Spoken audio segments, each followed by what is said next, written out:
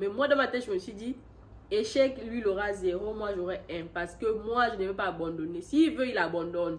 Mais moi, je suis là. Ben, je ne bouge pas. Coucou tout le monde, j'espère que vous allez bien. Dans cette vidéo, je vais vous parler de mes échecs, des choses que j'ai mal faites, mais qui aujourd'hui me servent en tant qu'entrepreneur. Donc, restez jusqu'à la fin. Le premier business que j'ai fait, c'était avec ma soeur. On faisait de la vente en ligne parce que ma soeur était étudiante en France et moi, j'étais au Gabon. Donc, elle achetait en France et je revendais ici au Gabon. Donc, le premier problème à l'époque, la poste était nulle à chier. Ils perdaient les colis des gens. Ça prenait 2-3 mois parfois. Les colis arrivaient. Il n'y avait pas tellement de transitaires comme aujourd'hui. Mais après, quand il y a eu des transitaires qui ont pu expédier la marchandise, ça se passait très bien pour acheminer les colis de la France vers le Gabon. Mais on n'était pas très actifs. On n'était pas très actifs dans le business, pas très actifs sur les différents réseaux sociaux. À l'époque, Facebook marchait très bien. On n'était pas actifs, on n'était pas rigoureux, on n'avait pas de livre de compte, on ne savait pas qui étaient nos clients, on ne vendait qu'à nos proches, on vendait à crédit. À crédit, la vente à crédit. On vendait à crédit à nos proches qui ne payaient jamais pour la plupart et qui partaient avec notre marchandise comme ça. Et à la fin, on se retrouvait à toujours réinjecter de l'argent à chaque fois dans notre business. Et à la fin, on se dit non, on ne va pas continuer comme ça. Donc, première leçon à tirer. On ne vend pas à crédit. Lorsque vous vendez à crédit, vous bousillez votre capital. Vous bousillez votre capital. Ne le faites pas. La personne que vous avez en face de vous, lorsqu'ils viennent prendre la marchandise, ils sont toujours tout joyeux. Mais quand c'est pour payer, il y a toujours des problèmes. Donc, évitez de vendre à crédit. Vous pouvez faire un geste commercial, mais ne vendez pas à crédit. Si votre fournisseur ne vous donne pas la marchandise à crédit, ne la vendez pas à crédit. Ok? Première chose. Deuxième chose, la rigueur sur vos différents réseaux sociaux et la constance. Que vous soyez en ligne, vous devez absolument produire du contenu et faire des publications régulièrement, au moins chaque semaine. Vous n'allez pas publier aujourd'hui et revenir 3 mois après, une semaine après, 10 mois après, revenir. Les gens ne seront plus là à vous suivre. C'est un signe de manque de sérieux en fait. Le troisième point, c'est la tenue des comptes. On n'avait pas de compte, on ne savait pas à qui on a vendu, combien on a vendu, combien de chiffres on a fait, combien de marge on a eu, rien de tout ça. On n'avait pas de compte, on n'avait pas de journal, rien que noter tout ce qu'on avait vendu, on ne faisait pas ça. Si vous êtes jeune et que vous commencez le business et que vous faites la vente en ligne, il y a des livres de compte, le journal qu'on vend dans les librairies. Pour la plupart du temps, je ne vais pas faire la publicité pour une librairie en particulier. Vous avez des livres, vous avez les journaux, hein, le journal que vous pouvez acheter. Ça ne coûte pas plus de 5 000 si je ne me trompe pas. Et vous pouvez noter toutes vos entrées et toutes vos sorties. Quelle que soit la sortie que vous avez fait par rapport à votre entreprise, vous notez tout. Et là, vous allez vous faire une idée. Faites un bilan tout le temps pour voir où est-ce que vous en êtes. Deuxième business que j'ai fait, c'est l'Institut de beauté. J'étais en partenariat avec une amie. Et on a ouvert l'Institut de beauté. L'Institut de beauté, et ceux qui savent, s'appelait Total Relooking sur Facebook et Instagram. Et on voulait ouvrir le business parce qu'on savait maquiller. Donc, on connaissait un peu comment ça se passait. On maquillait pour la plupart du temps. Mais le problème avec ce business, c'est qu'on n'était pas sur place. On n'était pas concentré. Il faut savoir qu'avec les instituts de beauté, si vous n'êtes pas là, vous ne voyez pas l'argent passer. Les employés travaillent pour elles-mêmes. Les coiffeuses, la masseuse, tout ce que vous voulez. Pour la plupart, ne sont pas honnêtes. Dites-moi si vous avez quelqu'un, une employée en institut de beauté qui est honnête, qui travaille très bien. Mais c'est rare. Pour la plupart, elles travaillent pour elles. Les meilleures sont à leur propre compte. Ou celles que vous avez, elles ne sont pas au top, mais elles font l'affaire. Donc, vous faites avec. Et nous, ça se passait comme ça. Les go, à chaque fois, nous disaient, ouais, on n'a pas travaillé. Alors que nous, nos amis nous disaient, on est passé à l'institut, j'ai fait un shampoing. Je suis passé à l'institut, j'ai fait un lissage brésilien. Mais en fait, l'argent ne rentrait pas, on ne voyait rien. Donc, nous, on se contentait juste de payer les charges. Et à la fin, on voyait que l'argent ne rentre pas. On ne voit rien. On ne voit rien entrer, il n'y a que des dépenses, que des dépenses, que des dépenses. Et à la fin, on s'est rendu compte que l'ego nous bouffait. Mais pourquoi c'est arrivé? Tout ce qu'on faisait mal, c'était qu'on n'était jamais là. On était tout en divagation ou en voyage, ou on était étudiante aussi. Moi, j'étais en licence. Mon ami était en master, si je ne me trompe pas, est en master. Et donc, on n'avait pas tout le temps d'être là. Deuxième chose, quand on était là, on n'était pas rigoureux, on n'avait pas les compétences aussi dans le domaine dans lequel on est allé. Donc, hormis le make-up, on n'avait pas des bases dans la coiffure en fait. On ne savait pas comment ça marche. On ne savait pas. Donc, c'était juste les coiffeuses qui faisaient tout le boulot. Troisième chose qu'on faisait mal, on n'avait pas, on faisait des comptes vite fait, mais pour la plupart du temps, c'était notre amie qui était là tout le temps à l'institut qui les faisait pour nous. Franchement, elle était au top, on n'a rien à dire dessus. Elle nous a beaucoup aidé dans ce domaine-là. Mais nous, on n'était pas investis à l'institut de beauté. Franchement, on n'était pas investis. Il n'y avait pas de surveillance. Donc, il n'y avait pas de caméra pour savoir si finalement, est-ce que, même si c'est pas pour surveiller les filles, les caméras, c'est pour voir comment votre activité marche. Par exemple, les filles qui venaient nous dire, ok, on est parti à l'institut, on a fait un shampoing, un truc, si on avait des caméras, on aurait vu ça. On n'avait pas automatisé le système de facture. Donc, on ne pouvait pas tenir nos comptes, on ne savait même pas combien on faisait réellement, combien on faisait la semaine, on ne pouvait pas tenir notre comptabilité. Ça, c'est un gros point. Franchement, à ne pas faire. La surveillance est très important. Pas pour suivre les employés, mais pour suivre votre business, voir comment ça marche, comment on répond aux clients, comment, comment ça se passe en général, si les gens sont absents ou pas. Parce que si une employée était absente et que nous, on n'était jamais là, ben, on ne pouvait pas savoir parce qu'on n'avait pas le moyen de le savoir. Il n'y a pas de caméra. Il n'y a pas de compte. Donc, on ne pouvait pas savoir exactement comment ça marchait. Finalement, est-ce qu'on a perte, est-ce qu'on n'est pas à perte? Non, on ne peut pas savoir ça. Troisième chose, la présence physique. On n'était pas là. C'est un gros problème. Quand vous avez un institut de beauté et que vous voulez gagner de l'argent, pas pour avoir l'institut parce qu'il faut avoir l'institut, il faut avoir un business. Il faut être quelque part. Non, quand vous voulez gagner de l'argent, que vous voulez travailler, vous devez être là. Ou avoir des gens de confiance. Si vous avez des gens de confiance, là, vous pouvez déléguer. Vous pouvez vous absenter de temps en temps. Mais si vous n'avez pas des gens de confiance, il faut absolument être là. Sinon, vous n'allez rien voir. Rien voir passer, rien voir venir. On était arrivé au niveau où les filles, elles tressaient même. On achetait des paquets, on avait des mèches, on institue en stock. Elles tressaient. Elle tressait la cliente, elle repartait chez une béninoise au quartier, racheter les mèches, elle revenait remettre dans les stocks. Et elle nous disait, on n'a pas travaillé. Mais vu que le stock des mèches est là, nous on se dit, ok, c'est sûr qu'elle n'a pas travaillé, alors qu'elle avait travaillé. Donc, vous avez ce genre de choses-là, il faut mettre la surveillance, rien que pour ce genre de choses. Et le personnel de qualité.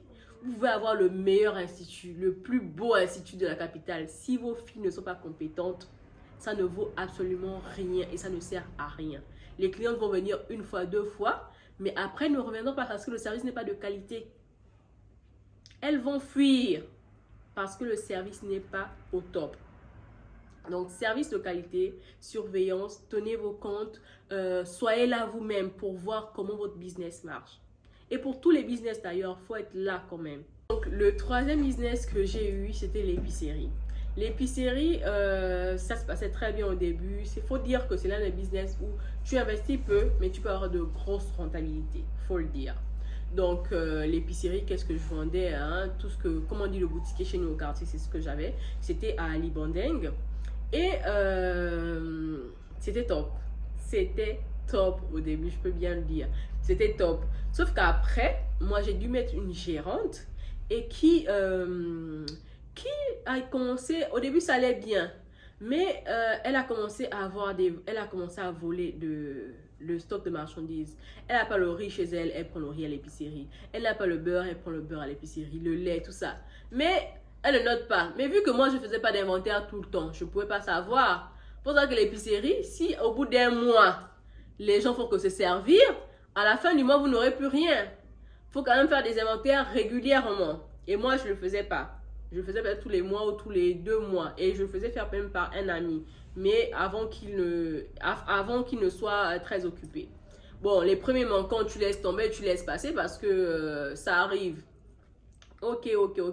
Jusqu'à, j'étais en stage. Et à mes collègues, on avait Airtel Money à l'épicerie, on faisait aussi les transferts Airtel Money. Et il y a mes collègues qui voulaient faire des transferts.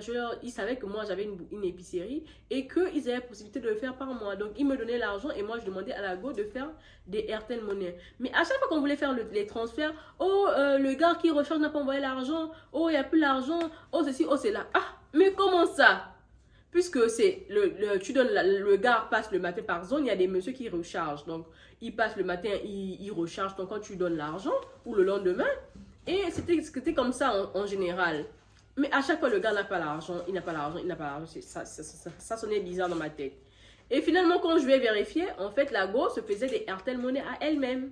Elle faisait des Airtel Money sur son propre compte. Elle se servait à la boutique. Elle demandait à sa famille de venir se servir à la boutique. Il se servait tranquillement. Tranquillement, tranquille. Sans compter que la Covid est venue. On est resté fermé plusieurs mois. Il fallait continuer quand même à payer le loyer et tout, et tout, et tout, et tout. Après, j'ai subi un cambriolage. Il y a des gens pendant la Covid, vu que c'était fermé, il y a des voleurs qui sont rentrés, qui ont volé quasiment 40%, 50% de la marchandise que j'avais à l'épicerie. Et après, il faut dire que l'épicerie, il y a des dates de péremption sur les produits. Donc, si ce n'est pas écoulé au bon moment, bah, tous les produits seront périmés et vous ne pourrez plus les vendre. Donc, c'est comme ça que moi, j'ai décidé de vendre le fonds de commerce de l'épicerie avant que les derniers produits qui me restaient devaient être périmés. Qu'est-ce qu'on retient de l'histoire de l'épicerie? L'épicerie, première leçon à retenir, la surveillance, toujours comme je disais dans le business précédent. La surveillance, c'est très important. Faire des inventaires régulièrement. Si je ne faisais pas des inventaires, ça m'a vraiment causé du tort. Il faut faire des inventaires régulièrement. C'est vrai que ce n'est pas facile à faire parce qu'en épicerie, il y a beaucoup de produits. Il y a beaucoup de produits, donc tu ne peux pas faire des inventaires régulièrement. Ensuite, surveillance, inventaire. Ne déléguez pas tout de suite. Si vous pouvez voir comment le business marche d'abord, allez-y. Essayez, regardez comment ça marche avant de pouvoir déléguer. Le point important pour l'épicerie, c'est la localisation. Si vous n'êtes pas bien situé, vous n'aurez pas assez de clients. Il faut regarder les boutiquiers qui vont s'installer dans les zones un peu lointaines, où ils sont parfois les seuls dans la zone. C'est stratégique en fait. Le boutiquier qui est au centre du quartier, c'est pas forcément en bordure de route. Pour l'épicerie, c'est d'autres conditions, c'est d'autres paramètres qui rentrent en compte. Il faut être vraiment à proximité des populations. Donc, c'est vraiment d'autres paramètres qui rentrent en compte. La localisation de l'épicerie est très, très importante. Moi, j'étais à un carrefour où les véhicules ne pouvaient même pas garer. C'était vraiment à un tournant. C'était un carrefour, mais c'était un tournant. Donc, les véhicules ne pouvaient pas garer. Si quelqu'un voulait vraiment venir acheter un produit, il était obligé de garer plus loin et revenir à pied. C'est pas bon pour le business. Soyez bien situés et restez à un endroit où les gens peuvent garer en face juste de la boutique et rentrer pour pouvoir acheter ce qu'ils veulent. L'autre point aussi, c'est que la fille, elle arrivait à 8h, 9h du matin. En général, les épiciers, ils sont ouverts à 6h du matin pendant que tout le monde va au boulot, tout le monde va à l'école, au travail. Les gens profitent d'acheter des choses. Mais si vous ouvrez à 8h, 9h, tous les clients du matin sont déjà passés. Vous n'aurez plus que les clients qui restent au quartier, mais en général, ils ne sont pas nombreux. Donc ça, c'est un point également à noter. Le quatrième business que j'ai eu, c'est le bar. Il faut dire qu'après l'épicerie, j'avais quand même un congélateur et un grand frigo que j'avais acheté pour l'épicerie. Donc j'avais ça, je n'avais pas vendu ça au monsieur à qui j'avais vendu le fonds de commerce. Le fonds de commerce qu'une Camerounaise m'a d'abord arnaqué. Allez regarder ma vidéo sur la Camerounaise qui m'a arnaqué pour les mèches. Là, c'était le fonds de commerce de l'épicerie. Donc, j'avais quand même un frigo, un congélateur. Je me suis dit, ok, ben, je vais ouvrir un bar. Juste, j'ai trouvé un autre local dans un quartier toujours. J'ai décidé d'ouvrir un bar. Le problème, c'est que je me suis rendu compte que ce business n'était pas fait pour moi. Vraiment, je n'ai pas la patience à rester là, attendre qu'un client finisse une bière. Il te garde jusqu'à 1h, 2h du matin. Là aussi, tu as des gérantes voleuses qui vendent et qui ne montrent jamais la marchandise, donc surveillance obligatoire. Elle te dit, elle a vendu, il y a des clients qui sont venus acheter. Elle va racheter la marchandise auprès du fournisseur et vient remplacer. Donc, tes boissons sont intactes, tu ne vois rien, pas d'argent. Les liqueurs, elle sert les clients. Il faut regarder les doses, enfin pas les doses, les limites. C'est-à-dire que si une bouteille de liqueur, je sais pas moi, est à mi-pleine, bah tu vas la voir au fond tu vas voir que la bouteille descend, mais tu ne vois pas l'argent en fait. Il faut être vraiment expérimenté dans le domaine pour savoir qu'une bouteille de liqueur vous rapporte par exemple 30 000, 40 000 francs CFA. Et si tu n'as pas vu les 40 000 francs CFA de la liqueur, bah ça veut dire qu'il y a un problème quelque part. Donc la surveillance est très importante. La personne de confiance, il faut une personne de confiance, sinon vous ne verrez rien du tout, elle va travailler pour elle-même. Faites les inventaires, c'est très important. Je rappelle encore, l'inventaire, très très très important. Et soyez là. Si vous êtes là, il y a des petits trucs que vous allez remarquer, que vous allez pouvoir détecter. Mais si vous n'êtes jamais là et que vous déléguez tout à la gérante, mon cher, mon cher, tu ne verras absolument rien. Et ça, c'est un business que je ne referai plus parce que non seulement c'est contre mes valeurs et pas que c'est dégradant, mais franchement, je ne me vois plus faire ce genre de business. En tout cas, le bar. Pour le reste, là, on peut encore tenter, mais le bar, blacklisté directement. Donc, faites attention les amis. La présence physique dans un business est très, très importante. La surveillance est très important. L'inventaire, très, très important. C'est primordial même, si on peut dire. Le dernier business, c'est le business, je fais du courtage immobilier. Dans le courtage immobilier, en fait, la plupart du temps, c'était mes collègues qui me rapportaient des gens que je connaissais, des démarcheurs ou des agences immobilières que je connaissais, qui me présentaient leurs biens, que moi je présentais à mes clients. Et dès que j'avais un client qui était intéressé, on allait faire la visite ensemble. Et ensuite, lorsqu'on avait une vente où je me posais uniquement sur les ventes de maisons, de terrains et tout le reste, les ventes immobilières. Donc, lorsqu'il y avait une vente, on se partageait les commissions du bien en fait. Donc, en général, un démarcheur a entre 10 et 5%. Tout va dépendre du montant de la vente. Donc, on se partageait les biens comme ça à chaque fois. Donc, quand lui il avait un bien, moi je mettais en vente. Quand l'autre avait un bien, quand moi j'avais un bien, et ainsi de suite. C'est comme ça qu'on procédait. Le vrai problème avec ça, c'est que je ne travaillais pas. C'est-à-dire que je comptais sur les autres. Donc, allez-y trouver les biens. Moi, je me contente juste de les publier, de faire la publicité, de présenter les biens à mes clients. Et dès que j'ai un client, on fait la publicité, on va chez le notaire, on fait toute la procédure, on vend le bien dès que c'est fait, on se partage les gains et chacun est parti. C'était comme ça à chaque fois. Sauf que mes collègues à qui j'envoyais des clients, eux me volaient les clients pour la plupart du temps. Mon client, moi je ne peux pas faire de la visite, souvent je suis occupée à faire autre chose. Donc j'envoie le client chez mon collègue qui fait faire la visite au client. Sauf que pour la suite, le client te dit ouais c'est bon, finalement trouver un autre bien équivalent ou le collègue a appelé le client. Le collègue a appelé le client, il a trouvé le bien au client, il a fait la vente et il a pris toute la commission pour lui tout seul alors que c'est ton client à toi. Donc ça vraiment faut jouer et il faut traiter avec des gens de confiance. Là-dedans, je dis pas que tout le monde est mauvais. Il y a des gens qui sont vraiment dignes de confiance. Franchement, j'en ai déjà rencontré dans le domaine qui sont dignes de confiance.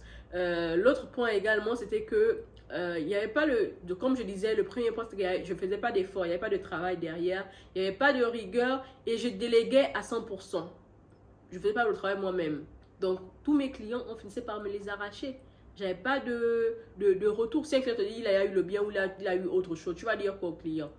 Sauf que c'est des gens que tu connais, par exemple, qui reviennent te dire oh ouais, mais finalement, ton collègue m'a recontacté et tout, on a fait la vente et tout. Mais ça t'étonne? Ça t'étonne?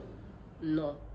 Simplement parce que tu n'as pas été wise, comme on dit au quartier. Il faut être wise. L'autre point, c'est d'avoir abandonné très vite. C'est un domaine où il faut se faire connaître, il faut se faire un nom, il faut peut-être utiliser d'autres moyens que les autres dans le domaine n'utilisent pas. En général, c'est le bouche à oreille, mais c'est rare. Les locations, ils sont rares qui utilisent les réseaux sociaux. Donc toi, travaille 2 fois plus, 3 fois plus que les autres. Tu te fais un nom dans le domaine. Dès que les gens ont confiance en toi, ils t'enverront des biens à chaque fois que ce soit en location ou en vente. Et pour ça aussi, il faut être un attaquant de pointe. Il faut convaincre les clients pour pouvoir vendre sur place. Si tu n'arrives pas à vendre un bien en 2-3 mois, bah, le client, il va plus te confier ses biens en fait. Donc, il y a du travail derrière. Rien n'est facile.